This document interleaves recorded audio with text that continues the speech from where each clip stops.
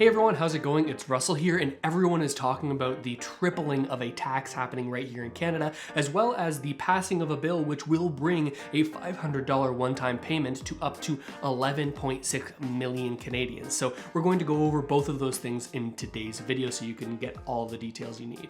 If you've been following the channel, you'll know that that $500 payment is in relation to the GST-HST rebate. Essentially, the government's saying, hey, we're going to double the tax rebate that we give you for 6 months to account for the GST and HST. Now, for individual Canadians, this is looking like a total of $240, and families with more than two or more children, it could look closer to just over $500 on this GST-HST rebate. Now, this was all put forward in a bill, and it passed through the House of Commons in first reading and second reading, and then now it went to committee. Now, we have some news about how things went in committee. The Finance Committee took a look at the bill, and it seems that everyone, Liberals, Conservatives, NDP, Bloc Québécois, Green Party, everyone agreed that they wanted this bill to go forward. We can see that here, how they've reported it without amendment. Sometimes these politicians can come back and change bills, change some details, and then it has to go through the House of Commons again. But it looks like as of today, it's currently going on right now, but it should pass. This bill will pass through the House of Commons, and then we only have a couple more steps. Now, if you're watching this, you're more up to date than the government's official site because we have seen first reading now, we have seen second reading, and we have seen this passed in the committee. The report stage came back with no amendments. They're currently doing their third reading right now as I'm recording this video. It should pass because generally if it passes all of these phases and everyone votes in favor of it, nothing's changed. It's obviously going to pass again through third reading. But then once this passes, we need to go into the Senate and go through first, second, and third reading. Generally, that's just takes a little bit of extra time. It's not often that the Senate comes back and makes any changes.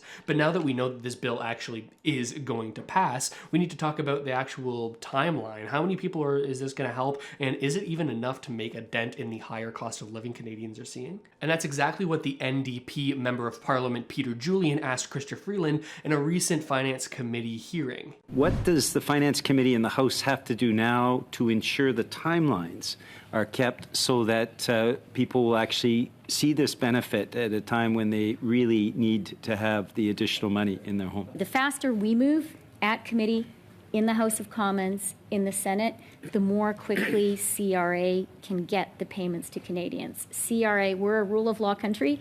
CRA can't act until we have passed the legislation.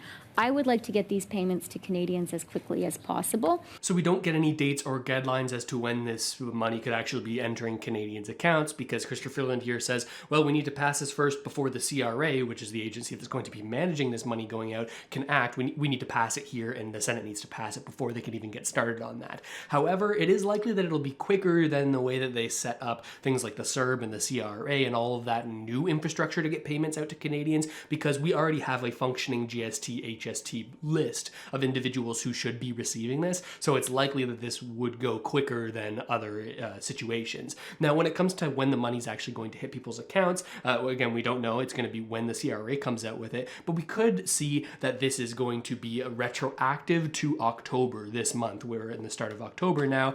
We can see this inside of the bill here. It says that notwithstanding subsection such and such, the date determined is October 2022, and the taxation year that's used to sort of calculate your income for GST, HST is 2021. So we could see October 2022 be the start of this program, even if the payments don't go out until maybe significantly after that. But will this extra $200 to $500 actually help anyone who's struggling with the cost of living right now? Well, this is a question that was asked in the very same committee meeting. Let me show you. What sort of impact will that have? With respect to Bill C-30, we have not looked at the precise impact of Bill C-30 in terms of the extent to which it's going to alleviate the impact on households and their budgets at this point. So the response is essentially we haven't really studied the impact on how much this is actually going to alleviate Canadians' budgetary concerns. This is coming from the PBO, the Parliamentary Budgetary Office. They study parliamentary bills from a sort of detached third-party standpoint, a nonpartisan standpoint, and they're saying, well, we don't really know if this is actually going to help anyone. So the question then becomes, well, why don't you just spend more? Why don't we give more to Canadians to help them out because maybe this $500 isn't quite enough. And Chrystia Freeland says, hey, we actually can't do that. I personally am very, very mindful of elevated inflation, and very, very mindful of the importance of not having fiscal policy fight monetary policy. That is a key concern. And with this legislation, which I'm really glad the Conservatives now support as well, what we've tried to do is find a careful balance. So Freeland says they're trying to find a balanced middle ground, saying we can't give too much to Canadians, but we also have to give some.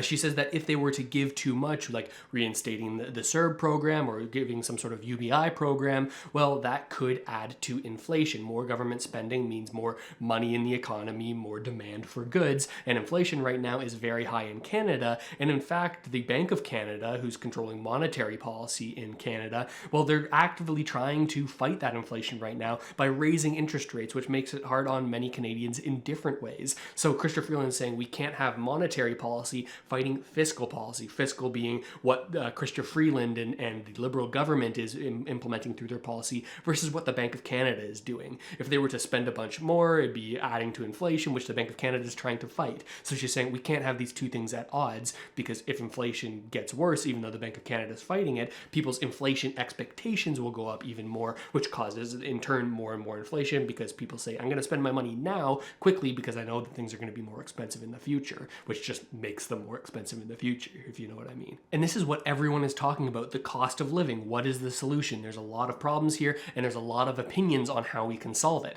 The Conservatives say that we should be canceling tax increases that have already been scheduled, and in fact, it's been one of the main talking points of the Conservatives in the past number of days, actually adding a little bit of a catchphrase or a slogan in their question period that every single Conservative member says. And maybe they hope that this is going to help it land with Canadians, but I'm not entirely convinced. Let me show you what I'm talking about. It's a problem that's about to worsen as the government plans to triple the tax on gas, groceries, and heat. This government wants to triple the tax. Why won't they axe the tax? Cancel its plan to triple its carbon tax. Plans to triple. No. His plan to triple the carbon tax. Forcing BC to triple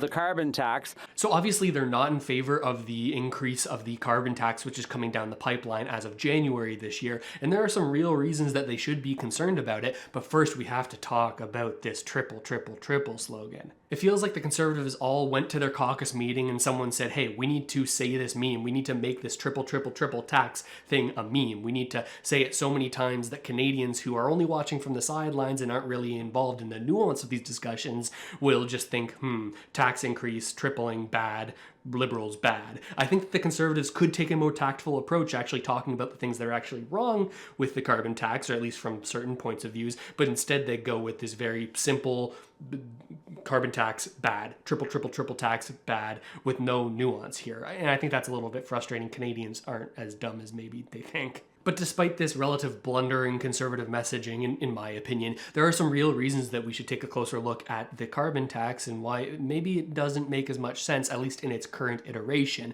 And it has to do with the way that it's structured, right? The current carbon tax right now has a climate action incentive payment, which is meant to go to Canadians to offset the amount that they're paying for the carbon tax. And Liberals will say this all the time, is that, well, Canadians are getting money back from this more than they're paying. But there's evidence that sort of says, hey, that's not actually the case. Here we have a report from March 24th, 2022, and this is from the Office of the Parliamentary Budget Officer. Now, this might sound complex, but it's going to make a lot of sense. The PBO, the Parliamentary Budget Officer, is that third-party organization, not Liberal, not Conservative, not NDP, just a separate organization that will verify numbers in government plans so that we're not just relying on the individual governments or opposition parties to give us our numbers on what we can actually expect from things. So this is a neutral third party, and what they say here is a little bit revealing. So let's go over some of the highlights super quickly. The tripling actually is happening, right? We're going from $15 to $50 per ton. And what is surprising to many is that most households in provinces under this backstop